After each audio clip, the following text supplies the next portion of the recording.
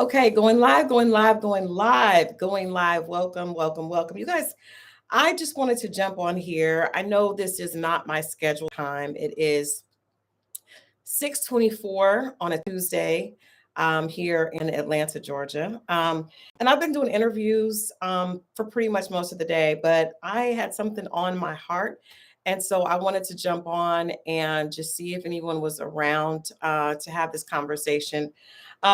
You guys know that I put out this book, Dear Alpha Female, It's Not Him, It's You.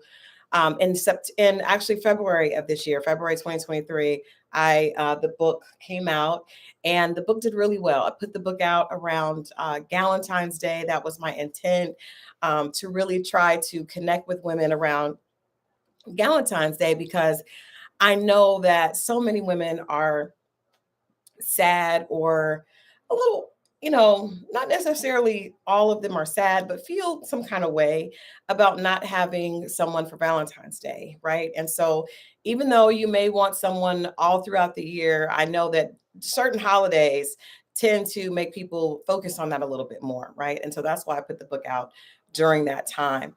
And so, since that time, I've been having conversations with women. I've done a lot of different festivals. I've done book signings at different places. And I wanted to come on and just talk to you guys about why I wrote the book from my heart. I know this is, again, not usually the time that I jump on. So I'm appreciative. If you can hear me, make sure that you put an XO in the chat so I'll know that you're there. And I wanted this to be an interactive conversation with who's ever out there that may need to hear this or may want to talk about this. So there's a couple things that I've noticed with this book. Dear Alpha Female, It's Not Him, It's You. First of all, people do not pay attention to the subtitle of this book, which is an interactive devotional designed to help you attract the love you deserve. Hey, Kay, thank you so much for joining. Hey, Sharon. So this is really about women that are leaders, women that are passionate and in their pursuit of career success, and how that can often block us, from being able to be open to love or to even prioritize love from a significant other in our lives, right? And obviously, I wrote this book from personal experience, but it's so funny because I feel like there's a stigma attached, a negative stigma attached to this title, alpha females, that so many women are resistant to, right? It's like we listen to these narratives that happen on social media, and there's this narrative that no man wants a woman who has leadership qualities. Like alpha female is like the term that no woman wants to put on. And this is so weird because I remember when I first moved to Atlanta in 2005, there was CNN had done this big documentary on how so many African American women were professional and were single, right? And I remember thinking, well, I am not going to subscribe to those stereotypes because I have never subscribed to stereotypes my entire life. I had children. When I ended up going through a divorce, I decided I did not want them to be a product or ruined by being, the effect of being in a broken family. And my children were not. I worked really hard to make sure that they were not. And so I said, I come from a background that is very humble. We didn't have much growing up. And so I wanted to make sure that my children didn't have any excuse not to be successful. And I honestly believe that. So I believe that we as African Americans in this country, in the United States, we have had to overcome obstacles and odds all the time. So for CNN to tell me, in this series, this two-part series, that as a successful to somewhat Black woman that was of a certain age, that the likelihood of me finding love again, I just didn't accept that. I said, I just reject that. I've always been very big on taking words in. So if you tell me something about myself that I don't agree with, I immediately block that, right? So I blocked it. But I realized so many of my colleagues did not, that when you hear those things, it's scary. When you hear, I remember going on a date one time, on my first date with a guy, and he told me, well, there's 18 of you to every one of me. And I said, well, then you should avail yourself to the other 17 immediately, sir. And, that just came immediately from my gut, because I don't believe in being afraid of not finding something or there being a lack. I'm saying all this to say, at that point, women were really excited about being successful.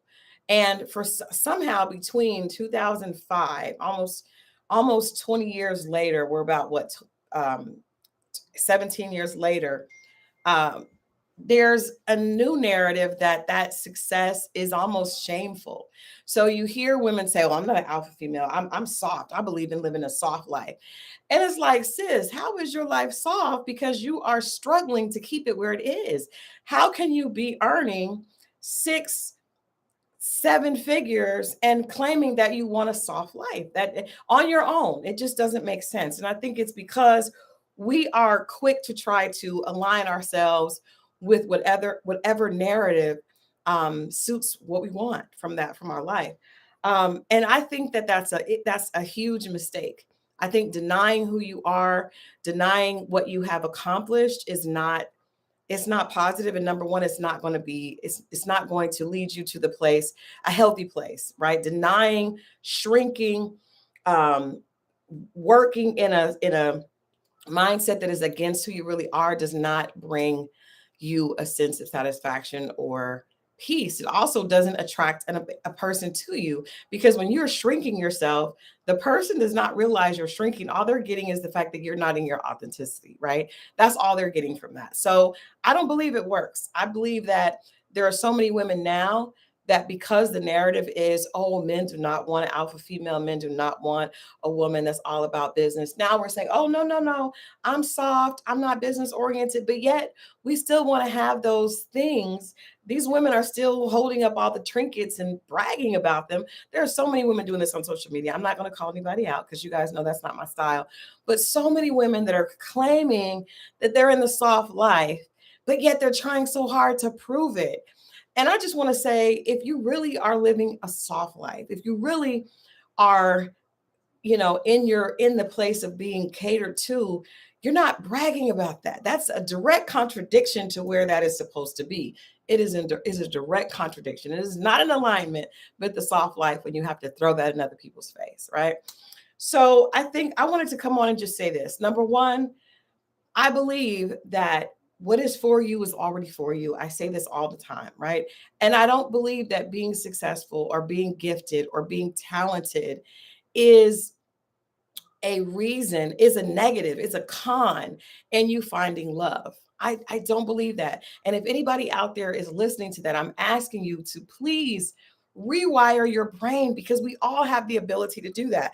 Our brain is simply a computer. You, whatever you put in your brain is the results that you will get. And so if you're sitting on social media scrolling, listening to these conversations that are negative towards towards your authentic self, of course you're going to feel that way and you're going to operate in that. And so I'm asking you to rewire your brain. I actually had to do that myself, but the beautiful thing is it's possible. You have the ability to do it. You can rewire the way you think about yourself, which is most important. You can rewire your relationship with men, which is also very important, or women, whatever you're into. You can rewire the way that you look at family relationships. If you want to have a better relationship with your children, if you want to have a better relationship with your stepchildren, if you want to have a better relationship. Hi, Jaluta. Thank you so much for that. Those hearts and those flames. I love that. But you have the power to rewire your way of thinking when it comes to anything in your life. You don't have to pull from what you've been given. You don't have to pull from what you see on this phone. You can create what you want to have, right? So I just wanted to, like I said, my main point was, number one, I believe that more women need this book. And the reason that I believe that more women need this book is because if you have been given a gift, there's a parable in the Bible where God gives two different men talents, and one person takes the talents that he's been given and he goes and multiplies them, right? And he comes back at the end and he's like, this is what I've done with what you gave me. I've multiplied it. Another guy he gives a smaller amount of talent to, and he holds it and he buries it in the ground, right? And then he comes back with the same talent that's untouched. And he said, this is what I've done. I've kept it so it's safe and I haven't done anything with it. In that parable, God takes away the talent that he gave to the one that didn't do anything with it and gives it to the person that multiplied their talents. And that scripture has always really resonated with me, because I feel like when you've been given a gift, number one, you should be grateful. You should understand that that's something special, with aligns with the purpose that you're here on this earth. Hey, Colton. But it also means that that gift is not for you. That gift is to be multiplied. So if God has given me this gift, and this gift is to be able to reach people, and for me, I believe it's my writing. That's what I believe my gift is. I've always written to help myself, but initially it was to help myself, but then later I realized it was to help others, right?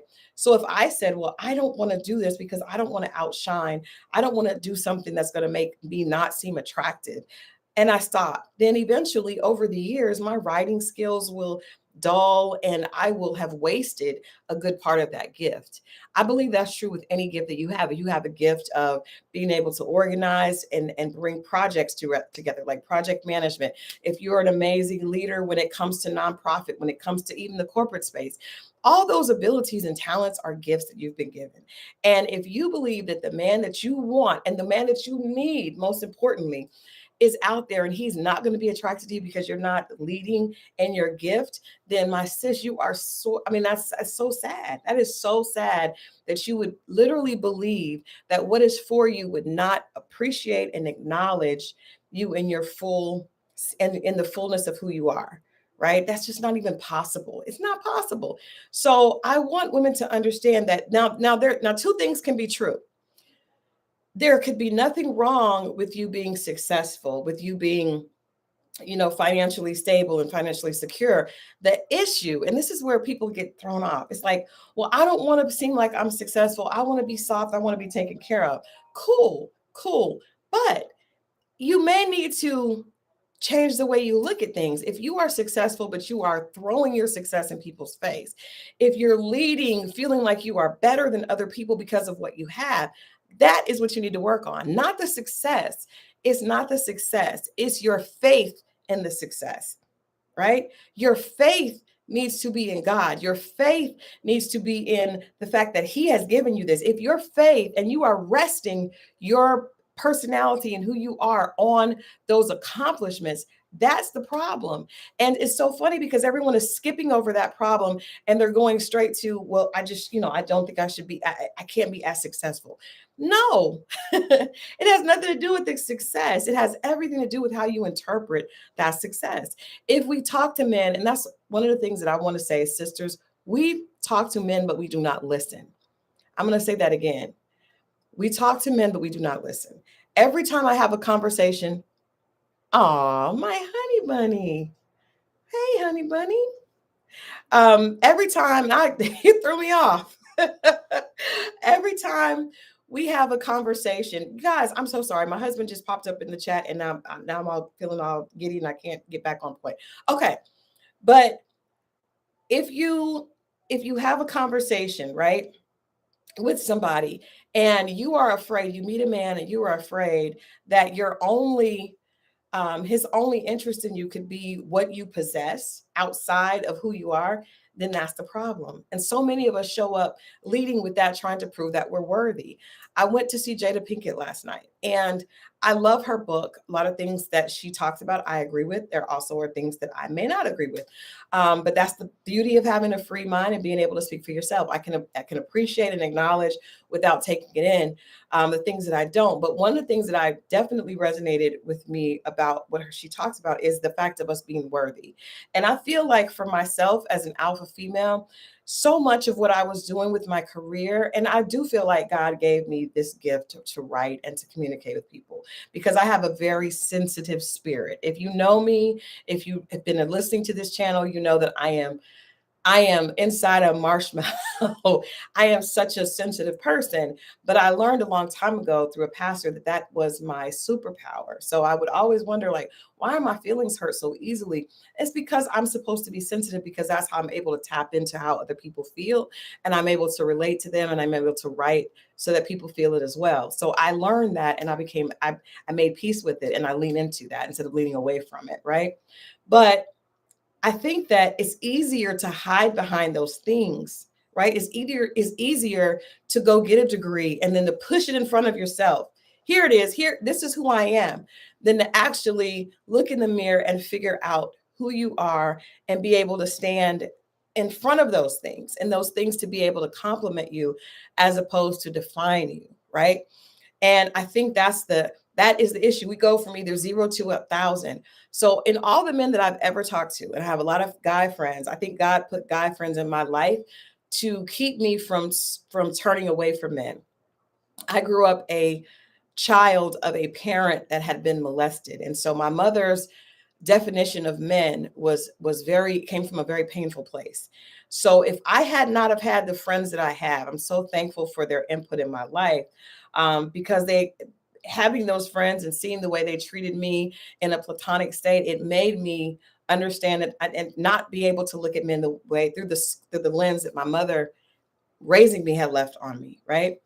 Um, but whenever you talk to men and you truly listen, if you ask them, are you intimidated by this woman's success? They always say no. They always say no. They always say, no, it's not the success. It's, is she going to be okay with this? Or is she okay with dating someone that's not on her level? Now, I'm not saying that you should be with someone that's not on your level, but what I do want to say is that men are not intimidated or turned off by success. Men are intimidated and turned off by the fact that you are leading with your success and have no idea of who you are, right? Who are you without that degree? Who are you without that money? Who are you without that car, without those Gucci clothes, without that Prada, without that Fendi, without that makeup? Who are you without that? Because if he falls in love with you and wants to protect you, he is not protecting that. He is protecting the soul and spirit of that woman. And if you're not in touch with that, how is he supposed to be in touch with it? If you're not in love with it, how is he supposed to be in love with it? That is the problem, my sisters. It is not that he is jealous or resentful of your success. Now, there are some men out there, just like there are some women that are, I know women that are jealous of men's success, right? I know lots of women like that. So I'm not saying that that doesn't exist, but I'm saying for the person that God has for you, he's not going to be jealous or resentful or intimidated by your success. If he is any of those things, he is not the one for you. However, he will challenge you to know who you are in the midst of those things. And that's what this book is about. That's what this whole movement is about. There's nothing wrong with being a female that leads. People say, oh, I hate that term, alpha female. I hate that term. And you guys, I feel like, I have a love of horses, and God showed me so much through my relationship with my horse. My first horse, Paris, was the ultimate alpha mare, right? And if anybody, in this chat or listening to the replay, if you know anything about horses, then there's like a pecking order with horses in a pack. They're pack animals. And my horse was always the dominant mare. They don't call it necessarily alpha, they call it the dominant mare. So Paris, my God, working with a dominant mare, I learned so much about my dominant self, right? Paris was fueled by fear. Horses are flight animals, so they always are trying to figure out how to stay away from danger. So that means they have to be she cannot trust anybody. I would get on her back, and if she did not trust me to lead her the right way, then she would not allow me to lead. If anyone's ever ridden a horse before and the horse won't let you, like you try to turn it one way and it turns back the other way, if you've ridden a horse, you've probably experienced that before. That means that horse doesn't trust you. That horse does not trust you. That horse is saying, yeah, you want to go this way, but I don't really want to go that way, and I don't trust you to lead. And so I remember thinking, well, she is just the meanest horse ever because she would never do what I wanted her to do. Well, the reality is she didn't trust me. And I had to gain her trust before she would do what I asked her to do, before she would follow and she would allow me to lead. And I saw myself in that horse. There were so many men that I would meet that I had no trust in. Like, I look at him like, sir, I don't trust the way you handle your own life. So why would I trust you with mine? Why would I trust you with at the time my children's lives? I don't trust you. So we should not be with a man that we don't trust. But when there is a man that shows himself trustworthy, then you have to be willing and I believe it happens naturally if you're ready, right? But I learned so much in that situation because I think a lot of us as alpha females are driven by fear as well, right? We're driven by the fear of not wanting to be alone. We're driven by the fear of not being enough. We're driven by that fear to the point that we will stack up all these things to be able to show our worth and our value and our ability to be loved. But the reality is, your ability to be loved has nothing to do with what you accomplish. And that's why the subtitle of this book is an interactive devotional designed to help you attract the love you deserve, not designed to help you get things to attract the love you deserve, right? I think women sometimes mix it up with men, right? We know that in order to find the man that we want a man that provides and protects. And so a lot of us try to become a man that provides and protects, right? Because that's what we're looking for. But that's not what a man is looking for. A man is looking for something very different. I remember one of my favorite quotes was Cher, right? And it's so ironic that Cher has this little young boy toy, but actually it's not, because based on what she said, it makes perfect sense. So Cher said she was having a conversation years ago with her mother when she was very young, before she, became the iconic figure that she is today. Um, she'd had some success, but she was divorced. And her mother was like, "You need to marry a rich man." And she said she looked at her mother and said, "Mom, I am a rich man." And I loved that. I loved that. That was so cool. And so I remember, after going through a really, just not even a bad heartbreak, I went through a disappointing situation where there was a guy that I had gotten into a relationship with, and I knew that we just weren't compatible, but I wanted to prove that I could make a relationship work. After it didn't work, I decided I was done. And so I remember I went out and I got all new bedroom furniture. I bought myself a king bed, and I put up all this stuff of myself. And I was like, I'm gonna be the king of my house. Forget being the princess or forget being the queen. I want to be King Christal. And that was me reacting in a response to being hurt, right? So I was like, well, I can't, maybe I'm not going to find a man, so I'm going to become what I need. And I feel like, I'm an extremist. If any of my friends are out there listening, they know I'm an extreme person. I'm a dramatic person. I am a Libra through and through. So I was like, I'm going to become Queen Christal, right? I'm going to stop looking for this, and I'm going to become what I want. But the reality was, that was Christal speaking in fear. That was fear. And so when I went to speak with Miss Ayala Van Zant, she was able to show me so many ways the King Christal was not attractive to an amazing man. I'm so thankful that I had that experience with her before I got deep into my relationship with my husband, with my now husband, because he would not. First of all, it wasn't his mess to fix. And so I needed to fix that before I met the right one. But I promise you, as soon as I started doing the work, God put him in front of me. And at the time, I was almost surprised because it was so much of what I wanted, but didn't believe I deserved. Right.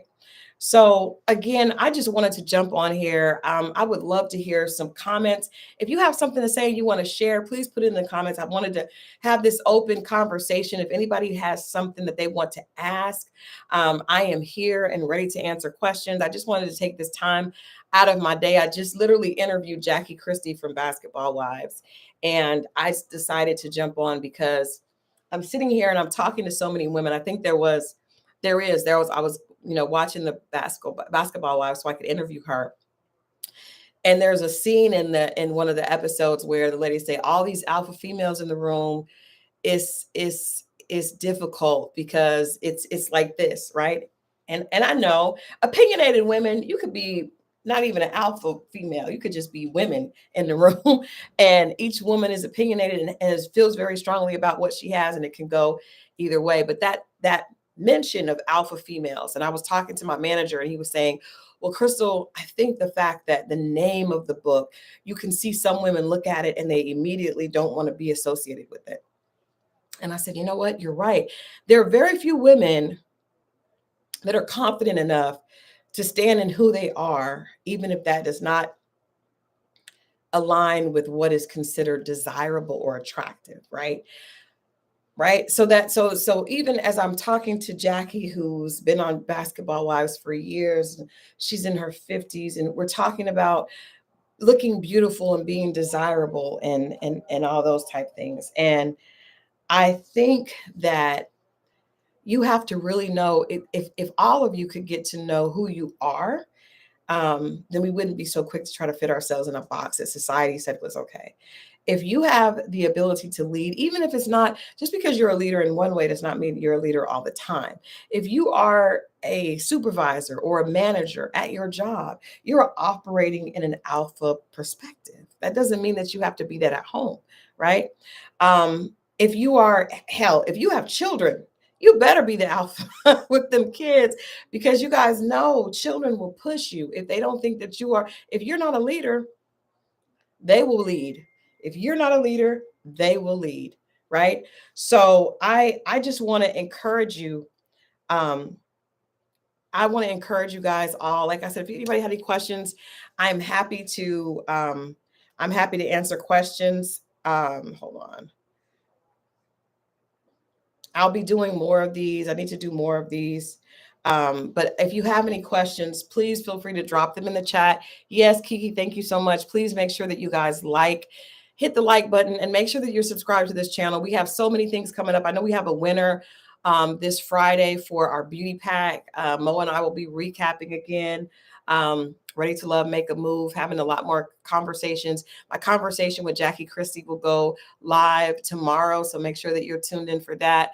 But I just wanted to talk to you guys, and I also wanted to encourage anybody that's out there that doesn't have a copy of the book, please make sure that you get it. I promise it will bless you. The book was written from a perspective of someone that that has operated in this way, and I'm not a braggadocious person, but I did feel like the more I collected, the more money I had in the bank, the more um, prestige I had associated with my job, it would lead to me finding a better partner, right? And in the meantime, what I was neglecting to realize is that the partner would need to connect with me. Jobs come and go.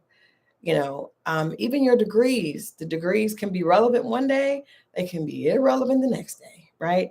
But what is always going to remain constant is you. And if you can't figure out what is worthy to be loved from yourself, then you're gonna struggle. You're gonna struggle. It's nothing wrong with being an alpha female. It's nothing wrong with being a strong, successful woman. There is something wrong with throwing that in people's faces in order to make yourself feel better. There was an instance on a reality show recently where this very successful woman would say that other people were, they were humiliated by her. They felt uncomfortable in their mediocrity because of how superior she was.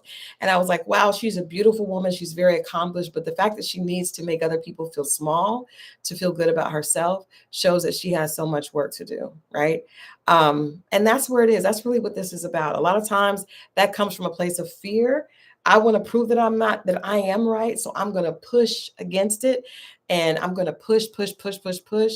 And that is fear. And it's not going to lead you any place positive. It's not going to lead you to a healthy relationship, because nobody wants to be in something like that. So I would just, without any questions, I'm going to jump off. If you are watching the replay, make sure that you put an XO in the chat. Share your feelings on this. I'm loving to hear feedback from you guys about how you feel. But I just wanted women to know that you don't have to listen to what people are saying on social media to try to create a personality that may or may not align with who you are. Be yourself. Rewire your brain to accept and love on yourself, and know that if you want love and you desire love, love is out there for you. You don't have to shrink. You don't have to pull back. You don't have to be something that you're not. It is there for you. And if you believe it, I promise you, God will show up and bring you the desires of your heart. But first, you have to be willing to do the work. You have to be willing to accept that it could be you.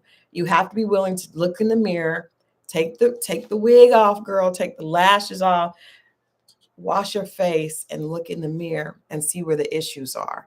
Get out from behind the Prada and the Gucci, and really look at yourself. You have to be willing to do that. I'm not saying you can't put that back on. I'm definitely not saying you can't put that back on, but you have to be able to love yourself in your authentic state, and understand how amazing you are and what gifts God has given you. How dare you shirk those gifts? How dare you shrink those gifts? How dare you bury those gifts in hopes of attracting something that's not even for you? That is my message for today. It's Tuesday, October 24th. I love you all for watching. I love this, the companionship and the camaraderie we have on this channel. And I look forward to interacting with you guys even more in 2024. Just having more shows and more interactions for you all, to hopefully become better, just like I'm trying to become better. So again, I appreciate you for watching. Enjoy the rest of your week. I love you. I'll be back tomorrow with my interview with Jackie Christie. Until then, have a beautiful day, or beautiful evening rather.